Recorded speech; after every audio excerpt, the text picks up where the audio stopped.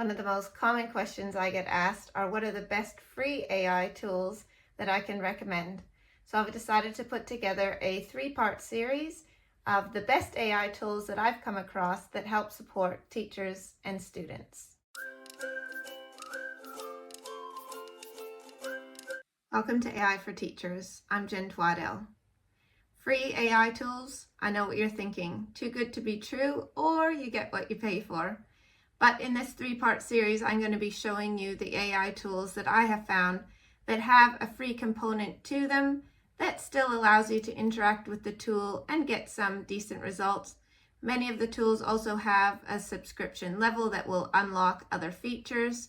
But for the most part, I don't have very many subscription to AI tools because I feel as teachers, we can kind of bombard ourselves with all of these monthly fees that can add up really quickly. I think it's also great that if you do find you're using a tool quite significantly and you do have that opportunity to use it in the free version, then maybe you know it will be worthwhile for you to get the subscription to get more of the features. But in this week's episode, I'm going to be looking at Chatbots, the best free AI tools for making videos, image creation, and we'll have a quick peek at a couple of tools that work really well with students who need to utilize speech to text or dictation tools. So let's get started. First chatbot I want to talk to you about today is called Copilot, and it is Microsoft's version of a chatbot. I think if you are into using AI, definitely finding a chatbot that you think works well for you is probably the first place to start before you start dabbling in any other tools, because they are very versatile and can complete a number of different tasks. So Copilot is great. It is free and you can access it in a few different ways. So you can use it on any web browser just by going to the Copilot webpage. If you're using it like this, you do need to create a login. This Copilot will do your general chatting, and it will also be an image generator for you. And I found the images to be of good quality, and because it's free, if you're not quite getting what you want out of it, you can just keep changing your prompt and it will develop more and more images for you. Now you can also access Copilot if you are using the Microsoft Edge browser. Anytime you're in the browser, you'll see the little Copilot sign up in the top right corner of your page, and that will open the side panel window for you, and you can interact with Copilot there. Now there's a few great tools within that version of Copilot. One of them is you can upload an image and the AI can interact with the image you've uploaded and have conversations with you about that image. And another really cool one is it has a screenshot capability. So if you open up a website beside the panel, you can take a little screenshot of some text or an image and then interact with the AI and ask it questions about the text or the image that you have taken the screenshot of. So that's a really unique feature. Meta AI is Mark Zuckerberg and Facebook's version of a chatbot. And if you have a Facebook account, you actually already have a login to Meta AI. You may have seen it in versions of your Facebook, and you can use it directly in Facebook, but you can also access it externally to just use as a chatbot. I actually find the outputs in Meta AI of very good quality, and they also allow you to do photo and image generation within the app. I would recommend that if you have a certain prompt that you use regularly, try the prompt in a couple of different chatbots and see which one is producing the best outputs for you. I've compared the free ChatGPT and Meta AI, and I found Meta AI generally gives me a more thorough output. So definitely an option to test out. Now, of course, if you're talking AI chatbots, you can't go past ChatGPT, and the things on offer within ChatGPT are constantly changing. In the free version now, you can also generate images for free, which used to only be on their paid subscription. Another thing within ChatGPT, you can also use their GPTs. So you are in the website and you see Explore GPTs. Those are custom built chatbots that are made to do certain tasks. So it's definitely worth a flick through to see if there's any tools that have already been made. There are some for report card writing or tutoring, etc. Some of them will come with the free version, but some of them are only accessible through the subscription.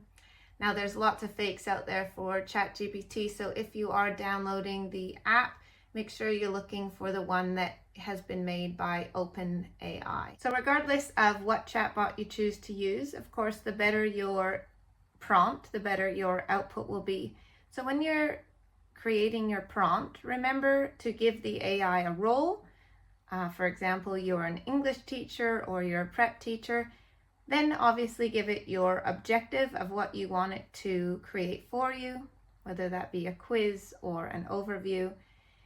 Then you're going to put in your audience. So who is this actually being delivered to?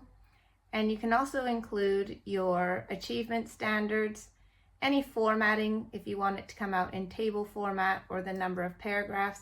And AI also understands a wide variety of pedagogies. So if there's a certain pedagogy you want your lesson to be structured in, you can also include that in your prompt.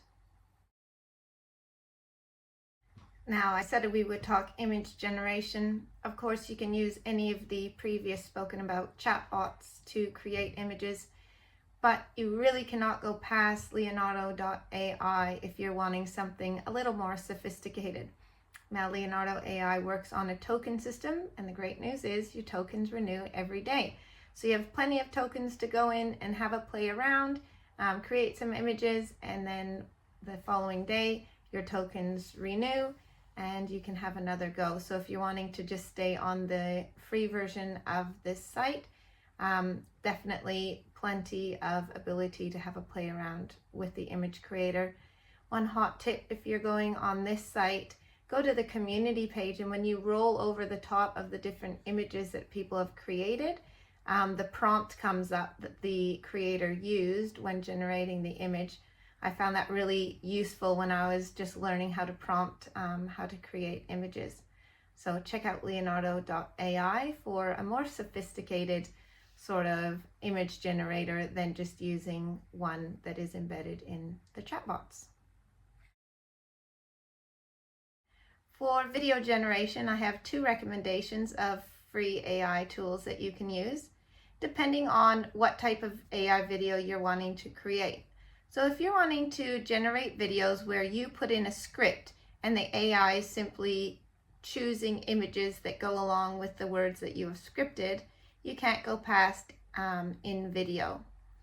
Now in this platform, you simply take a script that you probably can generate using AI, pop it in, and then it will pull appropriate images to go along and put a movie together with some music, and it will transcribe any script that you also put in to your prompt. Now, if you're looking for a tool that makes an animated picture or a human-like figure talk based on a script that you put in, then you really need to check out VidNaz. So you can make short 1 to 3 minute videos each day using VidNaz for free, and it's really fun to have a play around with. I have made short tutorials on both of these platforms that you can check out elsewhere on my channel.